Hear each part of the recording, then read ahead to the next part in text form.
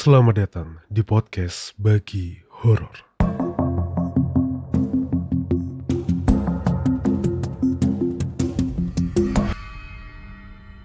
Assalamualaikum warahmatullahi wabarakatuh. Salam sejahtera, Om Swastiastu, Namo Buddhaya, dan salam kebajikan untuk kita semua. Kembali lagi di podcast Bagi Horor. Tentunya masih bareng aku Arga di sini di hari Jumat ini, teman-teman. Ini intronya harus aku take ulang lagi. Sebenarnya ceritanya udah record kemarin, cuma intronya harus aku rekam karena di hari Jumat ini sepertinya akan tidak ada live dulu, teman-teman. Besok kan 17-an ya.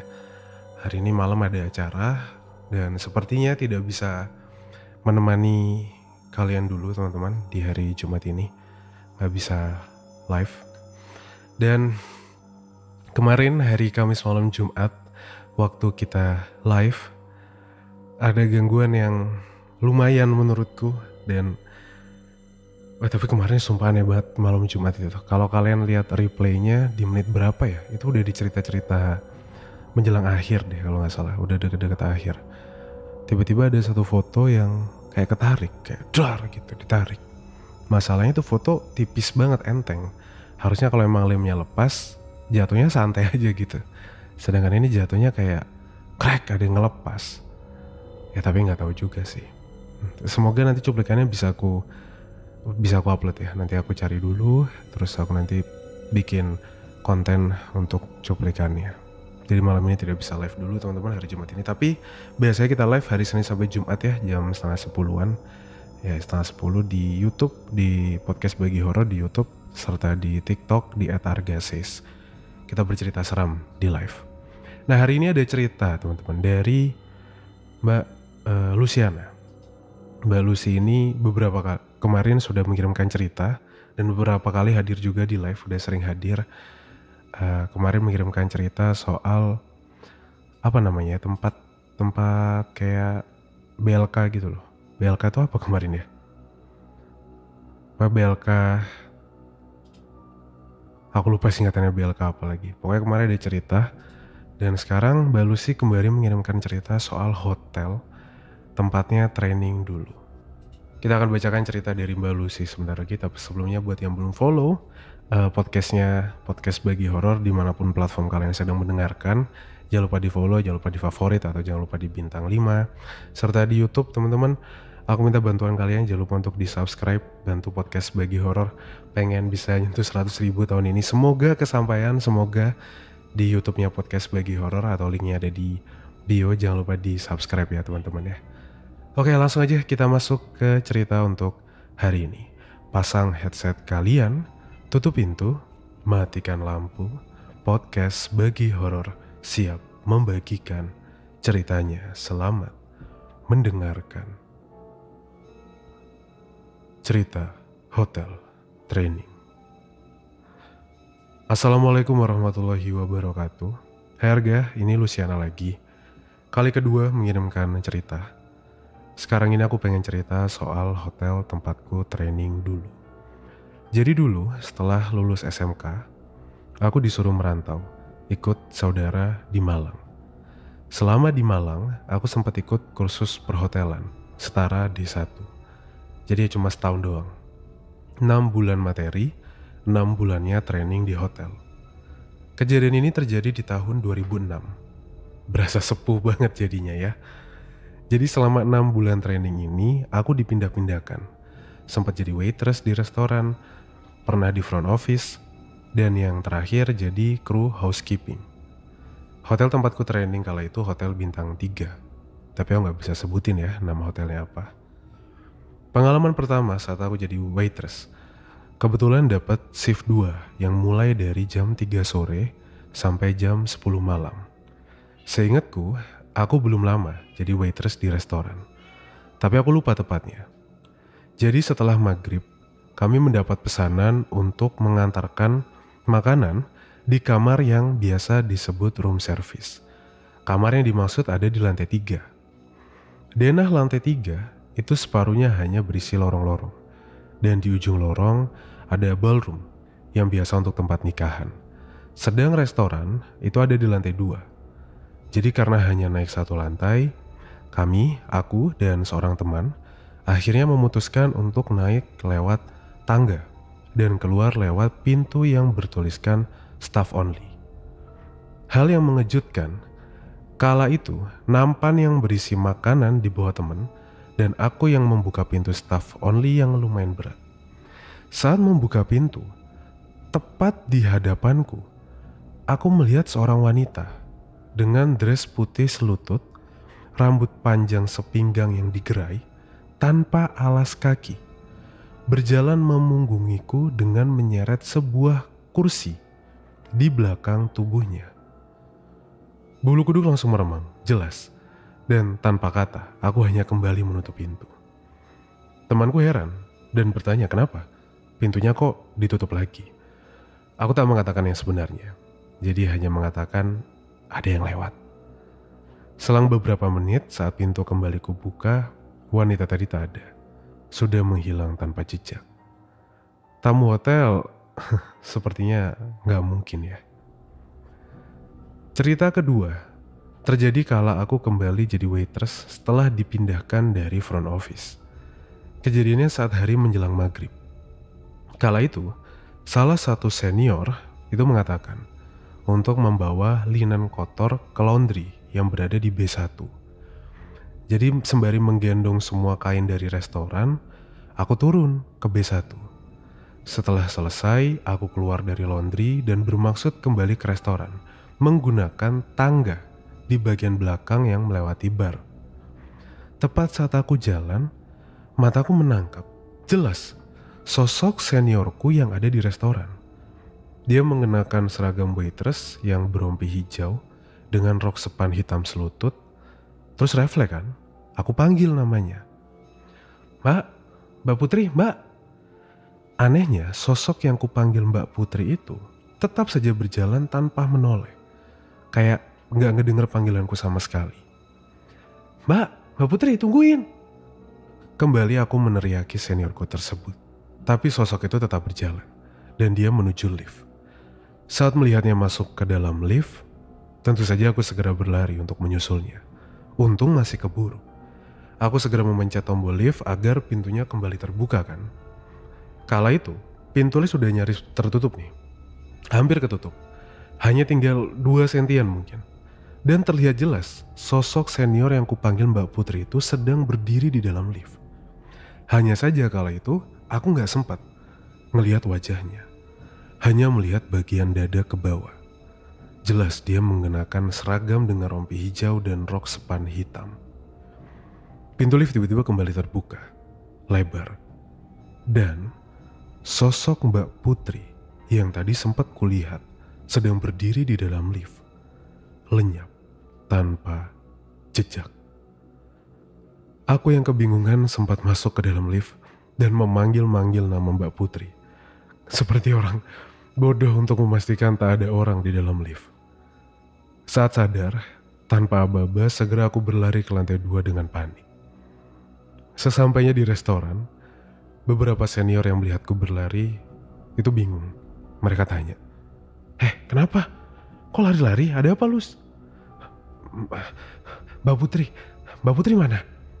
Tanya aku dengan nafas ngos-ngosan karena berlari tadi. Lah, si Putri kan masuk middle. Belum datang dia. Paling bentar lagi.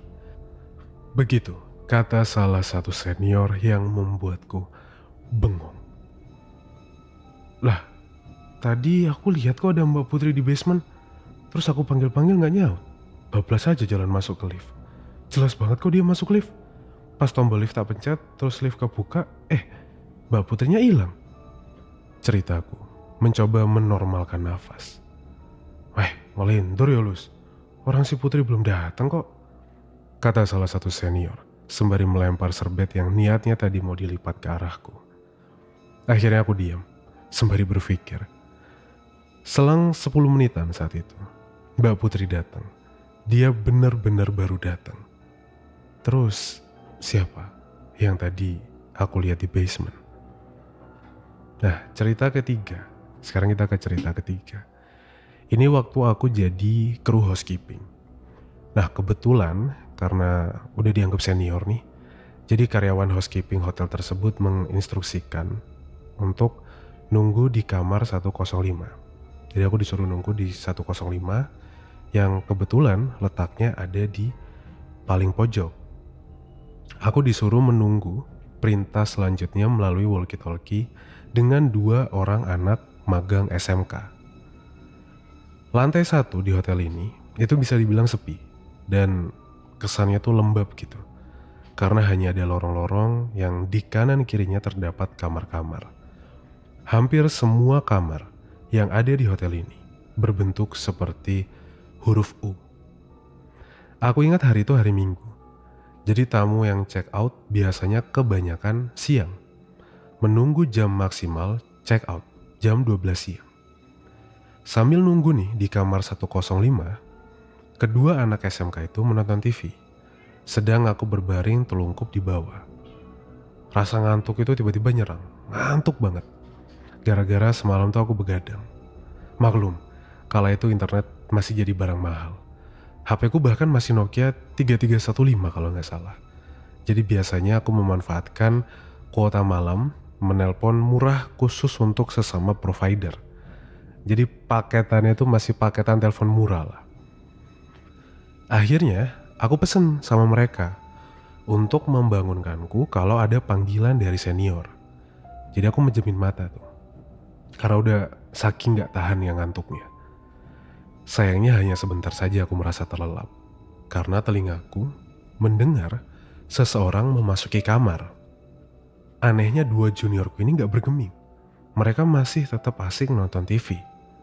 Di pandanganku, sosok yang masuk ke kamar, ke dalam kamar itu hitam terus gede. Dan tanpa aba-aba, makhluk itu duduk. Ya, makhluk itu duduk di punggungku. Saat itu juga aku ngerasa nafasku tuh sesak. Aku kesulitan bernafas. Sedang makhluk tersebut tertawa terkekeh-kekeh dengan suara berat. Jelas sekali. Aku mendengar juniorku ini ngobrol dengan suara lirih. Jariku tuh berjarak hanya beberapa senti, tapi bahkan aku gak bisa menggerakkannya. Bersyukurnya kejadian itu gak berlangsung lama. Telingaku mendengar panggilan dari senior lewat walkie-talkie. Salah satu juniorku langsung mencolek lenganku pelan. Aku langsung terduduk, nafasku terengah-engah, keringat itu bercucuran. Loh mbak, kenapa?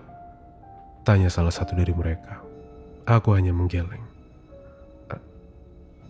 Ada panggilan, kita disuruh ke kamar 207. Kata seseorang yang anggap saja namanya Yuli.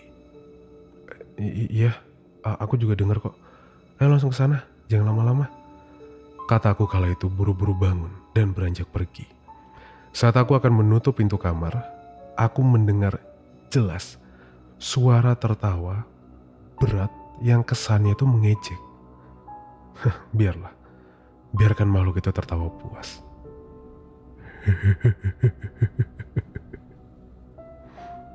Hanya saja di lain waktu, ternyata aku mendengar cerita lain tentang kamar 105 tersebut. Jadi kala itu menjelang maghrib, kebetulan ada seorang tamu yang ingin menginap. Saat di jalan, tamu tersebut sudah memesan kamar. Jadi kamar tinggal disemprot pengharum, itu adalah tugas bellboy.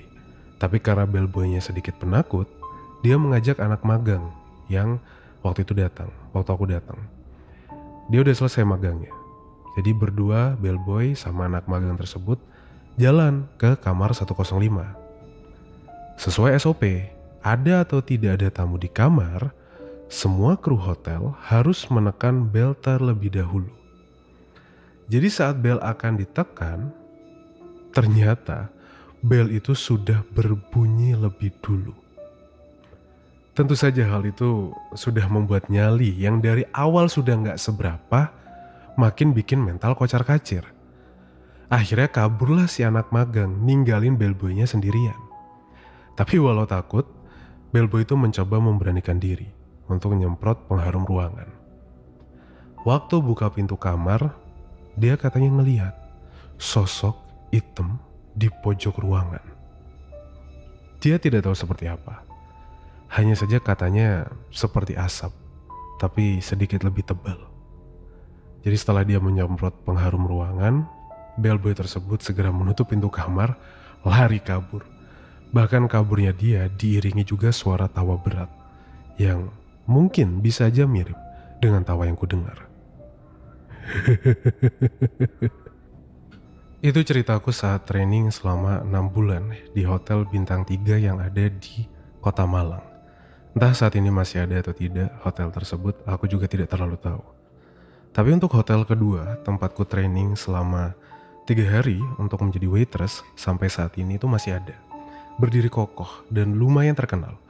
Jadi aku tetap tidak bisa mengatakan nama hotelnya apa.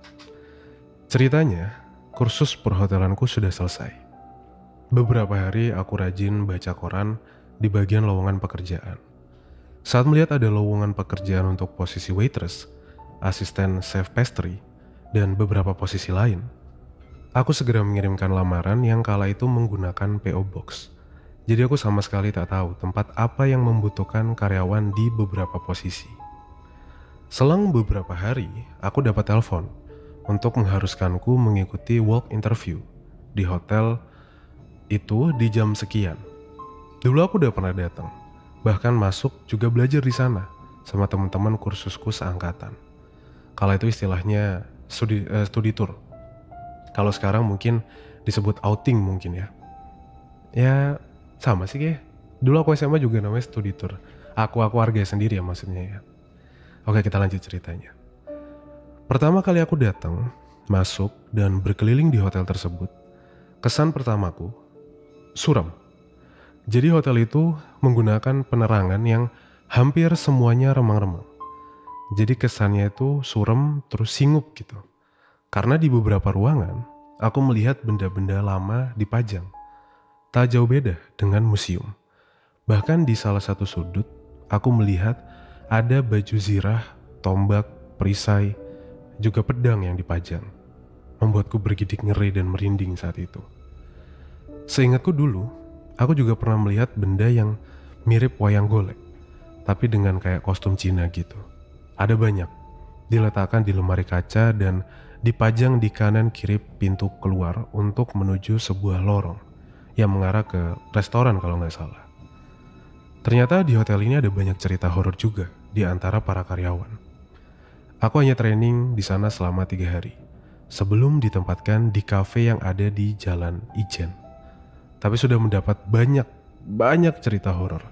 Bahkan aku sempat mengalami sendiri. Ada satu cerita yang kuingat.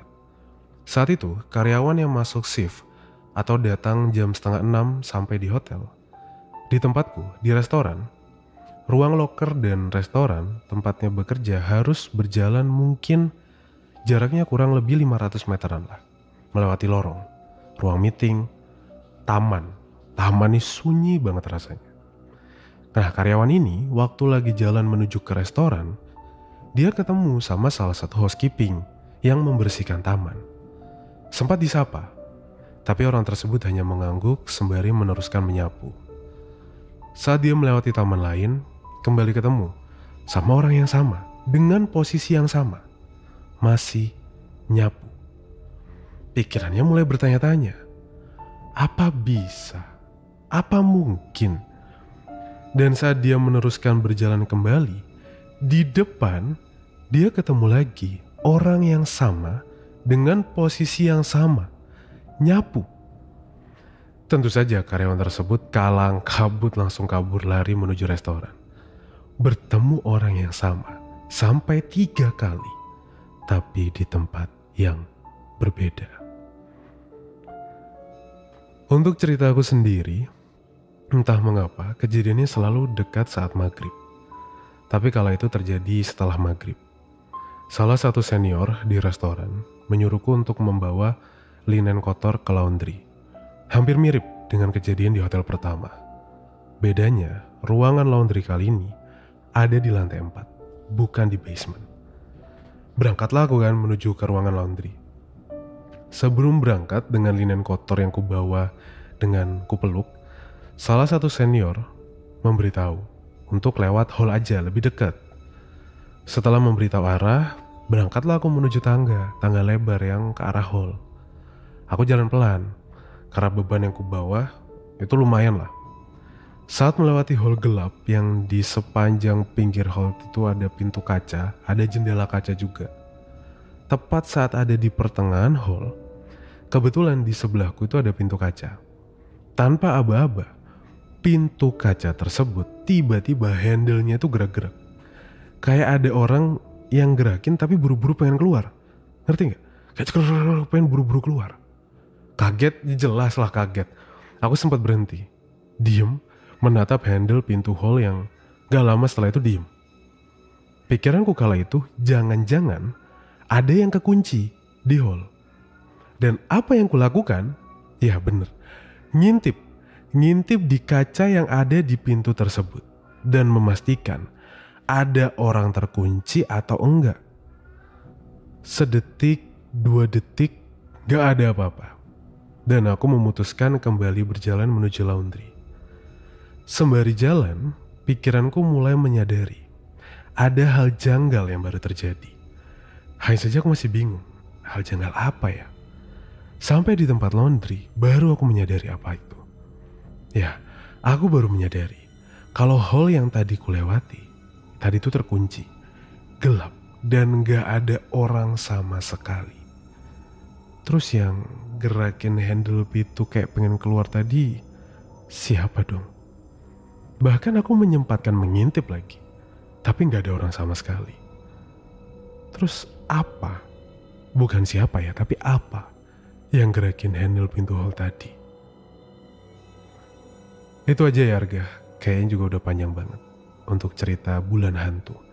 Setelah cerita ini tayang ya, nanti aku ketik pelan-pelan. Thanks ya Ga. Terima kasih Mbak Luciana untuk ceritanya. Bulan Hantu. Itu sebuah cerita yang dari dulu banget aku penasaran. Aku banyak cari referensi di Google soal Bulan Hantu, banyak juga cerita-cerita waktu live. Bulan Hantu itu bahkan pembahasannya dari tahun 2020 kayaknya. 20 atau 21 waktu live itu bahas yang namanya Bulan Hantu. Tapi sampai sekarang kayak masih apa ya? Ada satu cerita itu dari Mas siapa ya? Mas Roni kalau nggak salah yang cerita pengantin hantu. Itu kan kalau nggak salah terjadinya di Bulan Hantu, perkawinan yang sengaja memang amplop merah gitu disebar karena waktu meninggal belum punya pasangan. Itu juga aku belum bisa confirm.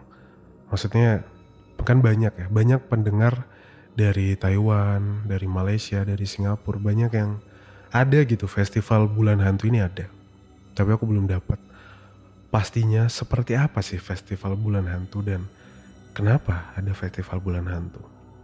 Mungkin nanti Mbak Luciana setelah cerita ini akan menjawab semuanya. Atau mungkin kalian yang sedang mendengarkan, yang mungkin tinggal di luar, yang ada festival Bulan Hantunya di negaranya, bisa diceritakan sedikit mengenai apa sih Bulan Hantu ini. Karena Bulan Hantu setauku ya kayak, gak tahu ya, kayak Halloween gitu gak sih? Apa enggak ya? Jadi aku pengen tahu banget sih soal Bulan Hantu ini seperti apa. Tapi sekali lagi terima kasih ya Mbak Luciana ya untuk pengalamannya di hotel ini. Luar biasa.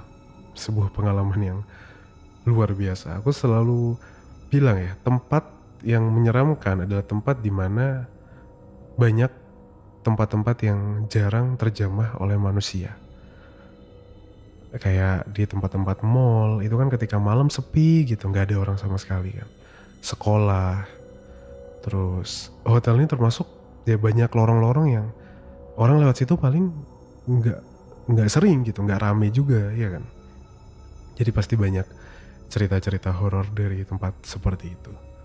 Sekali lagi terima kasih untuk Mbak Luciana sudah berbagi ceritanya. Terima kasih juga buat kalian yang sudah mendengarkan. Mohon maaf kalau aku ada salah-salah kata selama bercerita. Dan jangan lupa nonton live-nya podcast Bagi Horor ya. Hari Senin sampai dengan hari Jumat jam 9:30. Kalian bisa nonton di YouTube. YouTube-nya Bagi Horor atau di TikTok-nya @argasis. Nanti di dua platform itu akan live dan kita akan bercerita cerita seram di sana. Ya, jadi terima kasih buat yang dengerin episode kali ini. Jangan lupa follow podcastnya Bagi Horor. Jangan lupa di subscribe juga YouTube-nya. Aku minta bantuan kalian di subscribe. Terima kasih Mbak Luciana sekali lagi. Terima kasih buat kalian, aku warga pamit undur diri. Mohon maaf kalau ada salah-salah kata. Dan ingat, anggap saja cerita di podcast Bagi Horor itu cuma hiburan semata. Ambil positifnya dan buang negatifnya. Wassalamualaikum warahmatullahi wabarakatuh. Selamat malam dan selamat istirahat.